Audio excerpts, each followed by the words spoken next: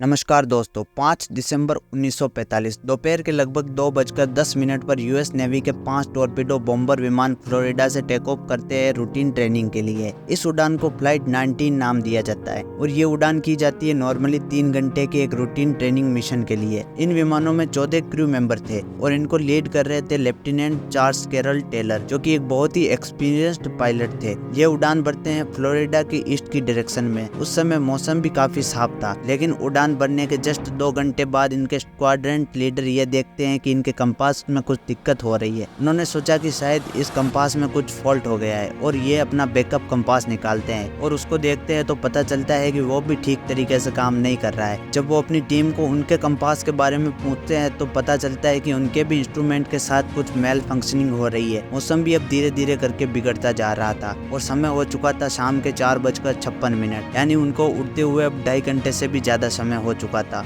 Taylor को लगता है कि उनके विमान गल्फ ऑफ मैक्सिको के ऊपर है, इसलिए वो अब उन्हें ईस्ट की डायरेक्शन में फ्लाई करने के लिए कमांड देते हैं कि वापस फ्लोरिडा लौटने के लिए ईस्ट की डायरेक्शन में फ्लाई किया जाए। लेकिन बाकी क्रू मेंबर को लगता है कि वापस फ्लोरिडा जाने के लिए उन्हें वेस्ट में फ्लाई करना चाहिए। मौसम लगातार बिगड़ता रहता है, सूरज भी ढल जाता है और अंधेरा हो जाता है। इस वक्त माना जाता है कि ये प्लेन एक्चुअली में 370 किलोमीटर ईस्ट में थे फ्लोरिडा के। शाम के 7:04 पर टेलर की तरफ से आखिरी रेडियो ट्रांसमिशन आता है। All planes close off tight, we have to ditch unless landfall, we all go down together. और इसके बाद ये पांचों के पांचों प्लेन हमेशा के लिए गायब हो जाते हैं। आज के दिन तक इन प्लेन्स के बारे में हम नहीं जानते कि ये कहाँ पर है और इनके साथ क्या हुआ है। फ्लाइट 19 के गायब होने के बाद एक search and rescue mariner aircraft take off करता है 13 लोगों के क्रू के साथ। इसका मिशन है इस फ्लाइट 19 को ढूंढना और इंटरेस्टिंग बात यह है कि ये भी गायब हो जाता है। पहले फ्लाइट 19 के 14 लोग और अब इस Mariner search and rescue team के 13 लोग। इसके बाद कई दिनों तक एक बहुत ही बड़ा एयर एंड सी ऑपरेशन बुलाया जाता है, उस समय का one of the largest search operation in दोनों फ्लाइट्स को ढूंढने के लिए। लेकिन उनका कोई अता पता नहीं चल पाता है। ना तो कोई बॉडी मिलती है किसी इंसान की, ना ही किसी एयरक्राफ्ट का कोई टूटा हुआ हिस्सा मिलता है, एकदम गायब। इंटरेस्टिंग चीज ये है कि जहाँ पर ये दोनों प्लेन्स गायब होते हैं उस एरिया को आज हम बरमूडा ट्रायंगल के नाम से जानते हैं। Over the past 50 years, 3,000 ships and 100 planes have gone missing in a mysterious stretch of water in the Atlantic Ocean. Ships have gone missing, planes have gone missing. Known as the Devil's Triangle. A source of intrigue, legend, and fear. This is the Bermuda Triangle. वैसे दोस्तों ये shocking बात नहीं है, लेकिन Bermuda triangle के किस्से 500 सालों से भी ज़्यादा पुराने हैं। साल 1492 में कोलंबस जब नई दुनिया की खोज करने निकले थे, उन्होंने रिपोर्ट किया कि जब वो इस एरिया से गुजर रहे थे तब उनका कंपास ने काम करना बंद कर दिया था। और एक रात उन्होंने जब अपने जहाज से बाहर आसमान की तरफ देखा तो उन्हें एक बहुत ही अजीब सी रोशनी दिखाई दी, एक स्ट्रेंज लाइट जो आग के गोले जैसी दिख रही थी। यहाँ से शुरू होती है ये मिस्ट्री और आने वाले सदियों में कई नाम दिए गए इस जगह को, जैसे the graveyard of Atlantic C, Sargasso graveyard. ये ऐसे नाम थे जिन्हें 18th और 19th सेंचुरी में इस्तेमाल किया जाता था। लेकिन जो बरमूडा ट्रायंगल इसका नाम ये था, इसे पहली बार एक्चुअली में सिर्फ 1964 में इस्तेमाल किया गया एक मैगजीन में, अर्गोसी नाम से। उस मैगजीन में विंसेंट नाम के एक आदमी ने आर्टिकल लिखा जिसका टाइटल था द डेडलीस्ट बरमूडा ट्रायंगल, और ये पहली बार था जब बरमूडा ट्रायंगल शब्द का इस्तेमाल किया गया था।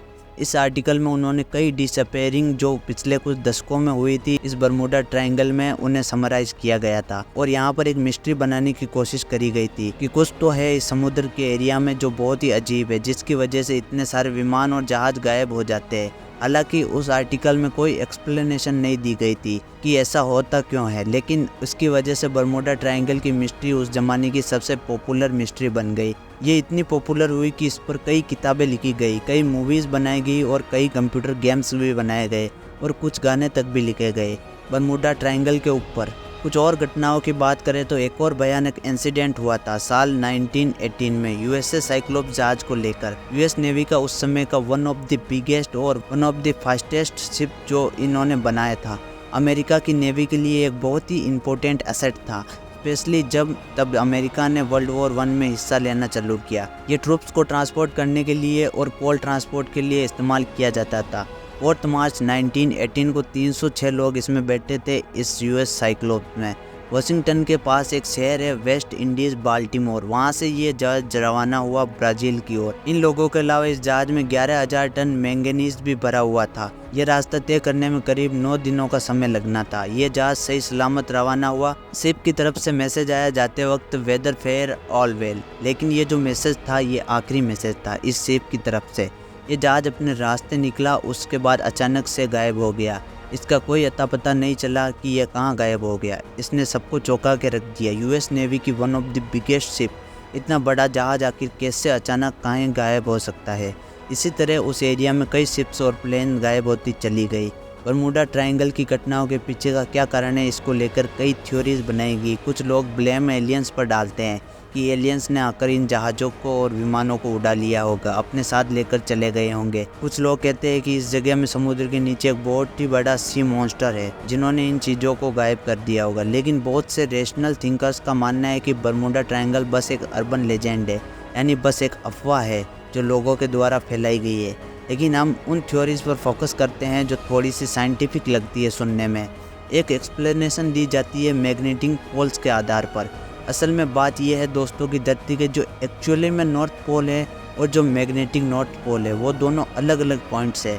तो जब आप कंपास से नॉर्थ की डायरेक्शन में देखते हैं तो वो मैग्नेटिक नॉर्थ पोल की तरफ पॉइंट कर रहा होता है, लेकिन जो एक्चुअल में नॉर्थ पोल है वो थोड़ा सा अलग होता है उस जियोग्राफिक नॉर्थ पोल पर। आप इस फोटो में देख सकते हैं कि एक्चुअली में जियोग्राफिक नॉर्थ पोल और मैग्नेटिक नॉर्थ पोल में कितना डिफरेंस है। तो आमतौर पर जब लोग कंपास का इस्तेमाल करते हैं तो जो पुराने टाइम से करते आ रहे हैं वो इस चीज़ को अकाउंट में लेते हैं। लेकिन धरती पर कुछ ऐसे एरियाज है जहाँ पर आप कंपास का इस्तेमाल करोगे तो आपको मैग्नेटिक नॉर्थ पोल और geographic north pole exact same जगह पर देखने को मिलेंगे। लेकिन पिछले 200-300 सालों में जो ये 0 डिग्री की लाइन है वो बरमूडा ट्रायंगल एरिया के आसपास या उसके अंदर ही रही है। WWF ने अपनी एक डिटेल स्टडी कंडक्ट करी थी 2013 में, world's 10 most dangerous bodies of water shipping. तो उन टॉप 10 मोस्ट डेंजरस वाटर में बरमूडा ट्रायंगल का एरिया आता तक नहीं था। तो सिंपली कहे तो इन सारी मिस्टीरियस डिसअपीयरेंस का बरमूडा ट्रायंगल से कोई लेना देना नहीं है। और अब आप पूछोगे लेकिन क्रिस्टोफर कोलंबस ने जो देखा था कि आग का गोला पानी में गिर रहा था तो वो क्या था फिर? उसका भी एक सिंपल सा साइंटिफिक आंसर है। साइंटिस्ट का मानना है कि वो एक एक्चुअली में मीटियोर था जो क्रिस्टोफर कोलंबस ने देखा था। उम्मीद करता हूँ ये वीडियो आपको इन्फॉर्मेटिव लगी होगी और आपको कुछ नया जानने को मिला होगा। अगर वीडियो पसंद आई हो तो इसको लाइक ज़रूर करना और इस नॉलेज को अपने दोस्तों के साथ शेयर जरूर करें ताकि वो भी इस बरमूडा ट्रायंगल मिस्ट्री को समझ पाए और सुन पाए। अभी तक आपने इस चैनल को सब्सक्राइब नहीं किया, सब्सक्राइब जरूर कर लीजिए। मिलते हैं नेक्स्ट वीडियो में। Till then stay curious.